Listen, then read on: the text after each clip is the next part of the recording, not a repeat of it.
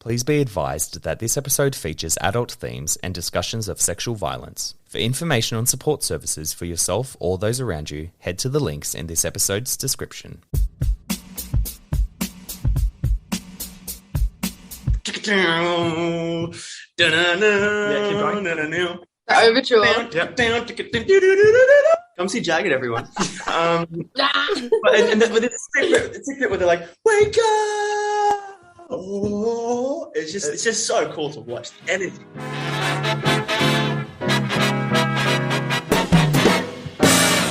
You're listening to the Theatre Thoughts Podcast. My name's Justin, or you can call me Stin. On today's podcast, we have a loaded chat room with three of the cast of the Australian production of Jagged Little Pill. Cast members AYDAN, Head, Head and Grace Miell sit down to discuss behind-the-scenes stories from the Australian tour, their favourite moments from the production, as well as what's next for them after the tour finishes. You can find all of our behind-the-scenes content by subscribing to our YouTube channel. You can also find all of the latest theatre news, giveaways and reviews by following us on our Instagram at TheatreThoughtsAUS. So you ought to know that it's time to sit back, relax and enjoy this latest outing of the Theatre Thoughts Podcast.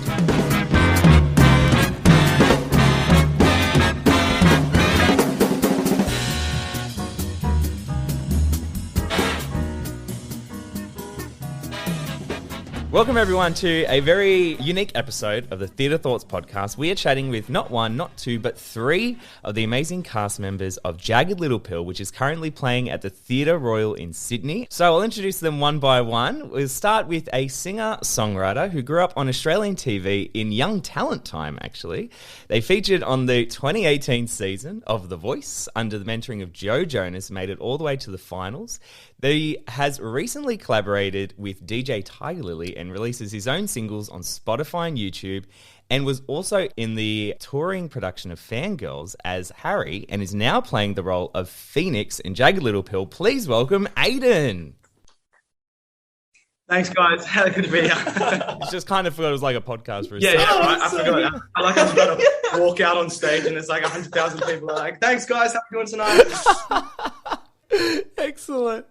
All right, as our next guest, we have a graduate from the Queensland Conservatorium.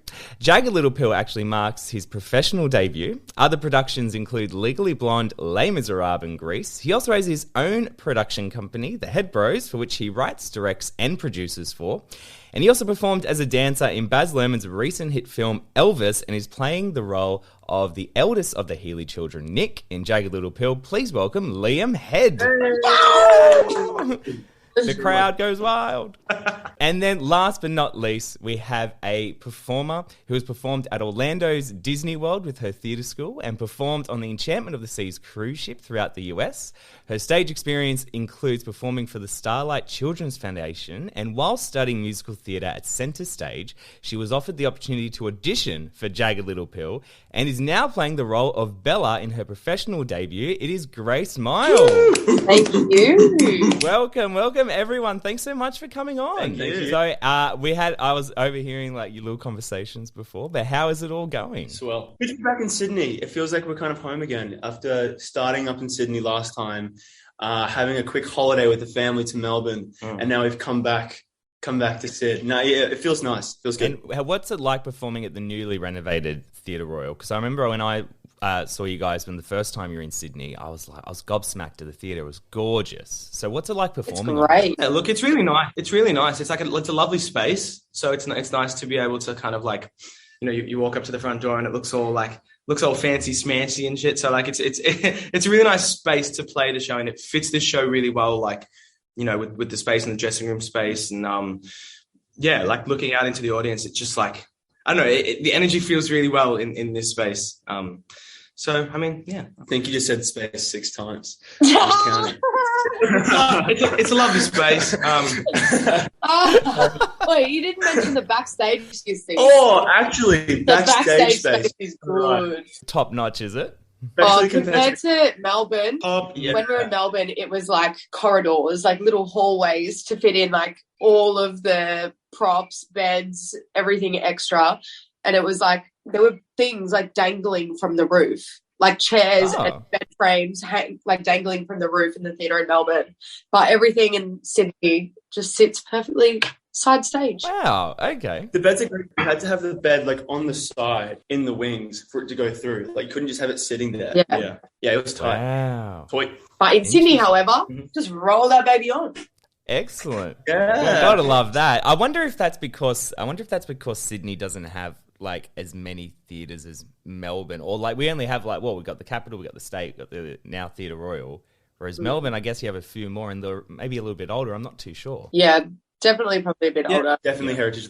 Yeah. So let's talk about Jagged Little Pill then. It is what's the word I was going to say? It's a musical for our times, I suppose. It's one of the first productions outside of Broadway. Obviously, it's comprised of Alanis Morissette's hit music. I guess one of my friends explained it as a jukebox musical, but it's not a jukebox musical. And I was like, oh, okay. And when you actually go and see it, it doesn't actually feel like one of those stereotypical jukebox musicals, even though it's all Alanis Morissette's music. Yeah, definitely not. I feel like when people think of jukebox musicals, they think like, oh, you know, it's going to be like one of those. It's not, the story doesn't hit very hard. It's maybe it's a comedy or like, you know. Sorry, Aiden, just remember this is a podcast, and so people won't understand this. I just need some jazz hands for us. Just so, yeah. I just did jazz hands, like I talk with my hands, so it just kind of helps me know where I'm going, like if I do little gestures. So guys, just imagine that I just crossed my legs, both hands out to my sides, shook both of them in jazz square style. And, yeah, like people, you know, is they see a jukebox musical and you think it's going to be maybe a bit of a comedy, a bit of like you know, a bit of a joke show, like you go there for just a bit of a laugh. Yeah. Whereas Jagged's kind of the opposite, even though all the songs are from an album that is very well known across the world. Like it's kind of the opposite. The story is something people don't expect. It's very hard hitting, very, very current, and it kind of tackles the problems that a lot of people have to deal with in today's society. So I think it's it's not really what people expect, and most people leave the show saying, holy, like that is very different to what I was coming here thinking I was going to watch, like when you hear an Alanis Morissette musical. So yeah, it's not a traditional jukebox is I think a good way to put it.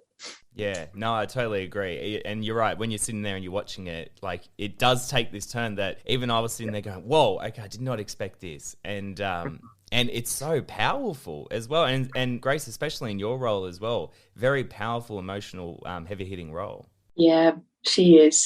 Well, actually, this might be the perfect time to just give us a brief rundown of who you're playing in the show. So I played Bella Fox in the show. Bella is friends with Liam's character, Nick. Basically, she's a 17-year-old student. She's like she's a cool girl, doesn't really like hang out with other girls. She hangs out with the boys. But then something really tragic happens, and her story kind of navigates and flows through a lot of the other lead roles' storyline as well, which I didn't clock that at first when I was reading the script. But Bella's story really influences a lot of what kind of unfolds within the Healy family, and it leads to all the explosions and stuff. But yeah, I think she's a very important and powerful role for lots of young women to see, and all women to see, anybody to see, really, because I don't know. Can I explain? Can I go into depth? Yeah, totally up to you. Yeah, if you want to go into it, yeah. Should I go into depth? Yeah. Do I go into? Okay. Yeah. Well, like Bella was sexually assaulted by someone who she thought was her friend, which is like a really common experience for a lot of young women or a lot of young people. But basically, that's what leads through everyone's storyline to MJ. Frankie's role, that's where her kind of trigger goes. I don't know what the point was to that, but I was getting to something and I forgot. No. Important to know. It's important to know. And Liam, who do you're playing Nick, so the oldest of the Healy children. Arguably the lead. Yeah, arguably the lead. Definitely. Yeah, exactly. Arguably lead. No, here's a fun fact. So after the hallway scene at the start of the show, where Andrew, Bella, and Nick are together, and I talk about the Bella, Santa, and Amber Alert, I run off stage, I go to my dressing room, I get out my bag of chippies, I get a Zappo, I watch a full episode of Modern Family, and then I go back on stage for the perfect, and then I do the same thing in Act 2. So after Entourage, I go downstairs, like the very first thing in Act 2, I'm on stage for like half a second, and then I go up for 20 minutes, and then I'm back on stage. Nick is a fun character to play. Nick is goody two shoes. Sings a song called Perfect because throughout his life he's always just tried to be perfect. He's tried to be the oldest. He's tried to be a spitting image of perfection. Everything that his mum and dad, mainly his mum, want from him. He understands the sacrifices that his dad makes in work. He works long hours, he works tough hours, he never gets to see his family. So he's wanting to capitalize and use all the money that is invested into him. He doesn't want it to go to waste. He's trying to make all these people proud. And so he ends up putting his mum and dad's / the family's view of him before his own life. Things like going to Harvard. I think Nick actually does want to go to Harvard, but I think he's got, at the moment, he's got like a skewed perception. He only wants to go to Harvard because his parents want him to go to Harvard, not because he wants to go to Harvard. And all of these things, he's the leader of the swim team, all these leadership positions. He does charity work, cello lessons. Well, this build-up of pressure over his life amounts to Nick ends up, he was at the party where Bella was sexually assaulted, and he has the opportunity to do something, but because he's so interested about saving face, he has a choice. Does he say something or does he not say something? And that's kind of like Nick's big objective. What's the right word for that? Struggle, obstacle in the show. And that's, in the same way that Grace is saying, it's a great show for young men to see like your Well, women to see Bella's. In the same way, it's an awesome show, and I really care about specifically young male identifying people watching this show to see characters like Nick go through the struggle, because it could be so easy just to look away. It could be so easy because it's easy not to. That's the line in the show. So much easier not to. And what goes around never comes around to you. Lovely, thank you, Aiden. Have them warmed up. No, but it's not doing anything, and it's important that we see the repercussions of that as well. Yeah, no, I totally agree. I think that's the exact thought that I had watching it. It is an important role because it's so easy to just look the other way and not say anything when faced with these situations. Mm-hmm. So, AYDAN, you play Phoenix and you play opposite Emily. Yes. Emily Nakoma, throughout the show. So tell us a little bit about you. Yeah, I play the character of Phoenix, and I often say that compared to a lot of the characters in the show, Phoenix is quite a light track in terms of things that he has to go through. Like, they lightly touch on some, problems that he has in his personal life. Like, he's got an absent father, and his little sister is sick, quite sick actually. Like, so he kind of is the man of the house at 16, looking after his sister, doesn't have much of a personal life, kind of keeps to himself, is new in town, the new kid. And then when he meets Frankie, he kind of sees, qualities that he doesn't see in a lot of girls that I guess he's met in moving around a lot. She's a bit of a bookworm. She's outspoken. She's strong, all these things that, Phoenix really relates to. And it starts off quite innocent. He just likes the vibe of this girl. And then as, time goes on, they spend a bit more time together. They start hanging out. They realize that they actually do have quite a lot in common. And there's kind of this weird connection between the two of them that, neither of them can really explain, but they both love the feeling of being together. And I guess the way I see it is it distracts. Yeah, sorry, I'm just getting emotional. It just distracts both of them from their own personal struggles. Whereas, Frankie having her own identity problems at home and Phoenix having his struggles at home, when they're together, they kind of forget about that and they just enjoy each other's company and lift each other up. There's a really nice saying that our director told me when, because obviously Frankie is also kind of partner with Joe, who is, incredible. Max McKenna. Love them. Joe and Frankie have like a, connection together, and then Frankie meets Phoenix and they have a little spark. So it's really interesting where there's a scene where both of us kind of on a swing set, and Leah said that the swing set kind of shows that when they're together, they feel like they're flying. They feel like they're just spinning around, they're flying, they're free together. And maybe, her relationship with Joe might be more grounded, more kind of set in the real world. Whereas with Phoenix, it feels like a fairy tale. It feels like they're just everything else, which I try and really think about every night before I go on the swings, because it's really easy to just forget and swing around and have fun. So I mean, I guess Phoenix is really here to kind of pose I guess, like, what did you say, like an objective or a turning point for Frankie as well, like a choice to make. Phoenix or Joe. So yeah, it's interesting to see how he weaves into her story and weaves into Joe's story. Or neither. You know, really fun character to play. I love him very much. And that's just to keep it long. You know, that's about it. Keep it very long. That's about it.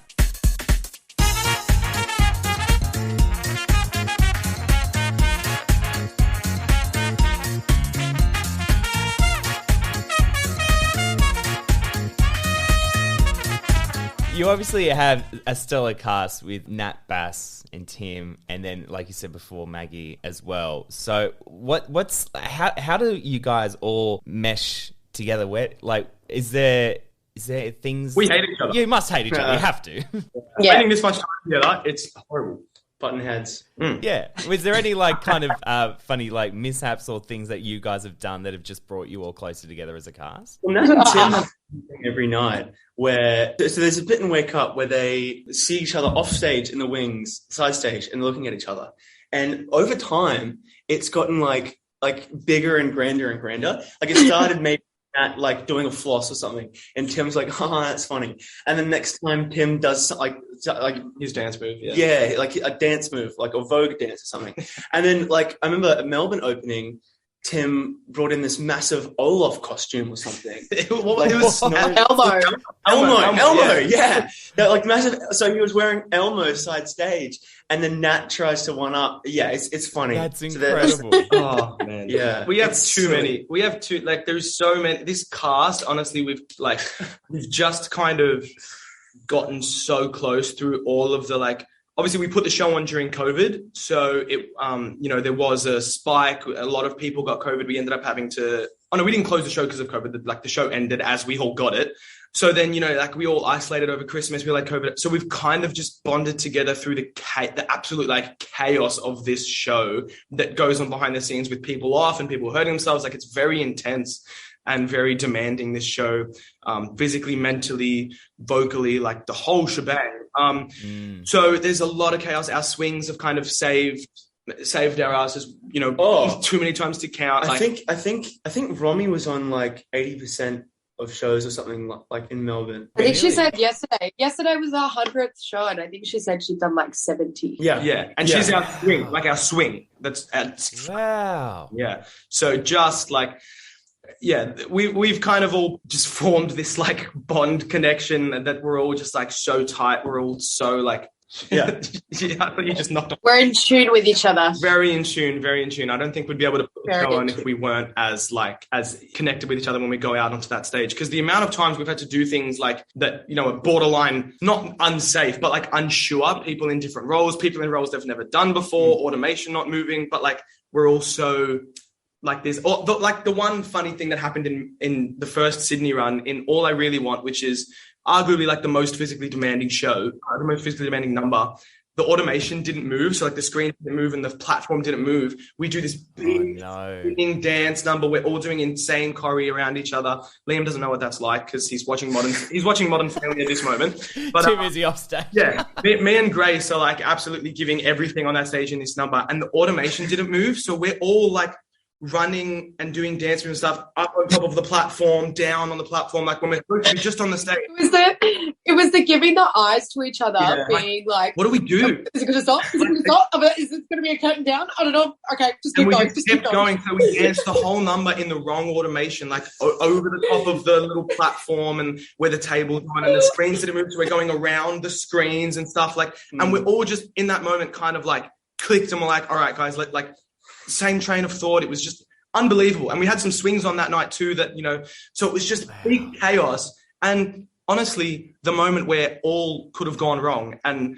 despite the circumstances, nothing went wrong post that. So it was we're just very in tune. We're very good at looking after each other. I remember this one time during Wake Up when the same kind of thing happened. Screens didn't move. And yeah. And I was on the bed, and it's no one's fault, but I was on the bed, and Aiden and Jerome grab the bed and pull it back.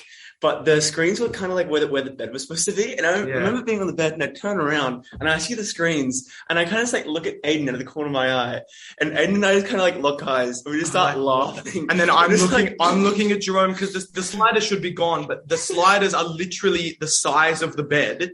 So if we move a little too far either way, it's like, but like, we've hit like this multi-million-dollar piece of technology that's literally important to the show. And we're all just kind of eyeballing each other on stage being like, what is happening? Like, how are we going to do this? How are we going to do this? Like chaos, like fear. It's such an adrenaline rush though. Yeah. Like as soon as we all get off after something like that happening, everyone's just like, whoa, that's live theatre, like that's why people are coming to watch it live, like on stage because it's happening in front of that. Yeah. And it's exciting. And it's that adrenaline for the audience as well. Yeah, exactly. That's why I love theatre. It's just because it's that adrenaline rush. Like I haven't had anything to the standard of that, but even just in like small community theatre shows, you still have mishaps and that. I remember one time, not to like feel like I've done the same thing you have, but we were doing Spam a lot, and we had to have the night of Who Says Knee on, like, make him really high. And we had him on this box with his coat going over the box, and we had someone behind him pushing him on and off. But one of the wheels broke on the box one night, and he was standing there going, "Oh, I'm the knight who says knee," and he's just like kind of trying not to fall off it, and then eventually he does fall off it. I'm on stage as Sir Robin, just watching this happen in slow motion. He jumps off the box, and you see these little sets of legs kicking behind him, trying to come over the box and come around the outside and take it off. That's really funny. One of the funniest things. Holy crap. I love that. Have you seen the show? No, it's really funny. I love Spam a lot. It's so funny because I'm a big Monty Python person, so I just love it. But bringing it back to Jagged Little Pill, there's one number in the show that gets a standing ovation every single night. And when I saw it, it happened. So I'd love it if you guys could give me your viewpoints on why Maggie gets a standing ovation every single night for you all to know. It's the 5 o'clock number. It's like everything is built. There's been some really difficult scenes that have kind of happened before that.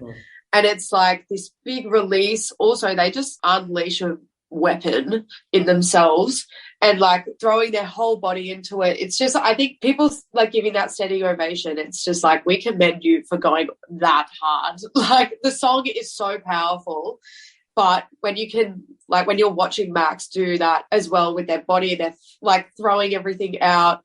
I think everyone's just like, they're really giving it. They're really giving it, and they deserve that. Yeah, but it is like you're saying before, it is a team effort. Well, it is the effort of everyone as well. Like everyone, all the like ensemble conscience, they're also like backing Mags in that, and they're just going crazy as well. And even in our rehearsal process, it was nothing set. It was like 3 set jumps at the very end of the song. Yeah. But otherwise, the majority of it is just improvised by everyone each night. And it's so cool to watch. I'm like, all of us will stand backstage. I know Aiden and I were on the same side. Yeah.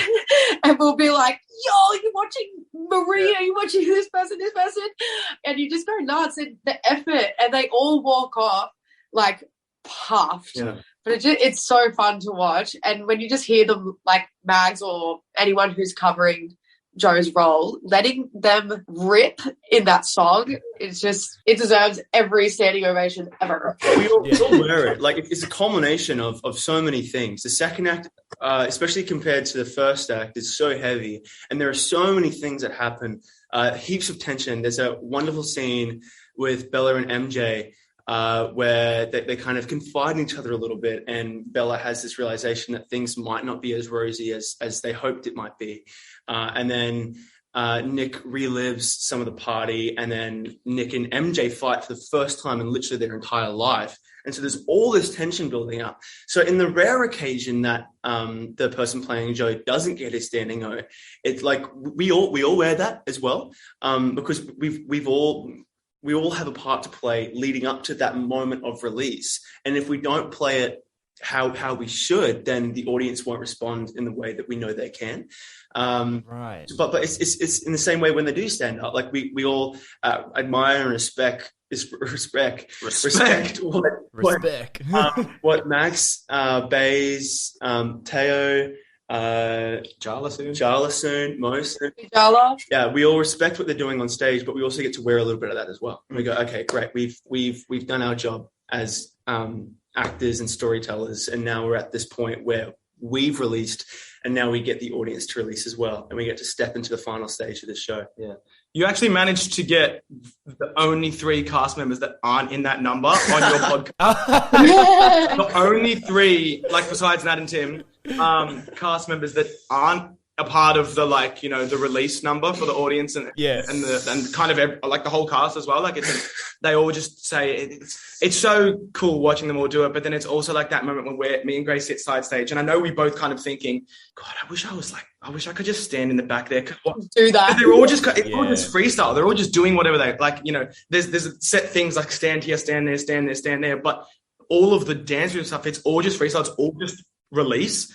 So even what Max like what Joe does, whoever's playing Joe, it's nothing set. It's like set, like stand here at this point, stand here at that point, there at that point, but you connect the dots in between. If you want to smack the floor, if you want to do a double backflip, if you want to slap Frankie in the face, like it's very free. Like it's just whatever you feel in the moment, and like how your show's going. If you're having a shit show, you can really get that out there. Like it just is so fun for what I can imagine for like the cast and for the audience to be like, finally, like, you know, holy, it's just been building and building and building and frustration. And it's just like, oh, like, you know, how can you not stand up after that feeling? Like, I can only imagine the audience feel the same, like the release, even though they're not a part of, like, you know, in the show, they're still a part of it. So like, it must just be euphoric when they're like, oh, finally someone said it. Like, oh man, it's just, I get really and it's such the perfect song as well. Like the perfect song choice. I love it. That's how I feel in the show as well, though. Like I get to stand side stage and I watch everyone run on. Yeah, keep going. The overture. Come see Jagged, everyone. But it's a bit where they're like, wake up! Oh, it's just so cool to watch the energy. The word is out. The Theatre Thoughts Monthly is here, and it's your chance to get exclusive giveaways, podcast episodes, reviews, and more direct to your inbox. Don't wait until next month. Get this month's Theatre Thoughts Monthly now. It takes 2 seconds to sign up. Simply head to the link in this episode's description and select the Theatre Thoughts Monthly option to fill in your details. It's that simple. You'll receive links direct to this month's edition of Charlotte's Cheap Thrills, early access to an exclusive giveaway only for Theatre Thoughts subscribers, and the early goss on our next massive star on the podcast. Now, let's get back to today's episode. Is there a part in the show that you each love? Like your part that you look forward to every single night? I love Head Over Feet, personally. Like, yeah, it's one of my favorite numbers to play in the show because obviously it's the swing set moment I was talking about earlier where it feels like we're flying and all that kind of stuff. It's a bit of a, you know, release for Frankie and Phoenix. So that's one of my favorite moments, like, you know, for my character. I'd say you learn. It's just so euphoric and just nice to thing and just have fun on stage. It also, like, I thoroughly enjoy performing, but also means like the end of the show and like it's just that accomplishment. Get to go home and eat. You just can't wait. Knock off time. Yeah, no. But it's like this. Yeah, you're able to be proud of the work that you've done on stage. You're able just to leave it behind and step into whatever's next. So yeah, it's nice. I like that part. Tick. And Grace? I reckon mine would be no. I think because it's making such a political point, which we love, but I feel like that, like it feels very empowering to do at the end of the show, I think. Yeah. Yeah, that was probably one of my favorite ones. With our signs and just kind of yell at the audience, like, yeah. Yeah. So after Jagged, what's next? What do you have on the horizons? Do you guys have anything that you're dying to do or shows that you're like, you want to come to Australia? I'm going traveling. Yeah. That's the first thing, I reckon. Going on a nice holiday and then coming back and doing the good old self-tape auditions, I reckon. Love that. Yeah. I'm going to work on my own music for a while, so I feel like I may take a step away from musicals for a little bit just to focus on some original music. Aiden, no, don't say that. Oh. Yeah, I'm really sorry. Do it to us, Aiden. I know. Like, you never know. If things come up, they come up. Obviously, I'm going to audition for everything I can. But on the forefront is I want to focus on my music, like priority number one. So I'm looking forward to that. Streaming now, AYDAN. It's all streaming platforms. All streaming platforms right now. I will post that on the bio just so you can get on there. Too good to me. I've got something coming out soonish. Something will be announced soon, which I'm very excited about. Oh. Yeah, but I can't really talk about it yet. Otherwise, I get in lots of trouble. Yes, of course. What's the non-disclosure thing, isn't it? I got some stuff planned, which is exciting. How very exciting. Well, awesome. Well, I'm very conscious that you guys have to run off to a show. So we'll wrap it up. Thank you so much, all three of you, for jumping on the podcast. So you can catch AYDAN, Liam and Grace at Jagged Little Pill, which plays in Sydney. Thanks again. Thank you. Thank you for having us. Appreciate it. Thanks, mate. A massive thank you to Sonia McGill from Lucky Star Media for helping to organise today's episode. Thank you to our featured guests, AYDAN, Liam and Grace, for joining us on the podcast. You can catch the final week of Jagged Little Pill at the Sydney Theatre Royal, which finishes its tour on Sunday the 14th of August. You can find out more about each of our guests by heading to the link in our bio or by heading to our dedicated podcast website. Head to theatrethoughtsaus.online now or follow the link in this episode's description.